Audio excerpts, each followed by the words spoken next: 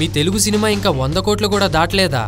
అయినా మీ తెలుగోళ్ళు మా వాళ్ళు తీసినంత బాగా సినిమాలు తీయలేరు.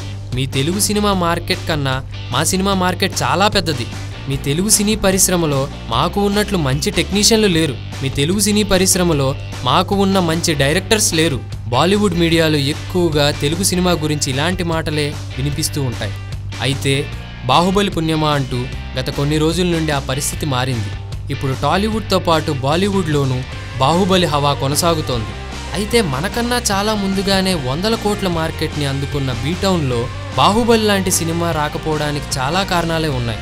బీటౌన్లో మొదటి నుండి యాక్షన్ బేస్డ్ మూవీస్కి మంచి ఆదరణ ఉన్నప్పటికీ వారికి ఇలాంటి యుద్ధ పోరాటాల లాంటి హిస్టారికల్ మూవీస్ చాలా వరకు కొత్త అని చెప్పుకోవాలి. ఇక మొదటి నుండి కూడా బాలీవుడ్ దర్శక నిర్మాతలు భావోద్వేగాలకు, ప్రేమ కథలకు ఎక్కువ ప్రాధాన్యతనిస్తూ సినిమాలు తెరకెక్కిస్తూ వచ్చారు.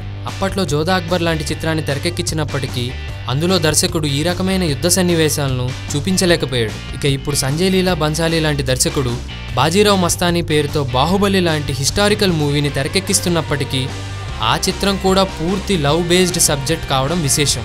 ఇక బాహుబలి లాంటి సినిమా తెరకెక్కించడానికి పెట్టుబడి, టాలెంట్తో పాటు చాలా ఓపిక కూడా ఉండాలి.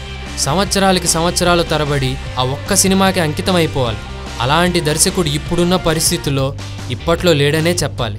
సున్నితమైన అంశాలని కథా వస్తువులుగా చేసుకుని అద్భుత విజయాలను సొంతం చేసుకునే బాలీవుడ్ సినీ జనాలు బాహుబలి లాంటి భారీ సినిమాని ఇప్పట్లో తీయలేరనే చెప్పాలి.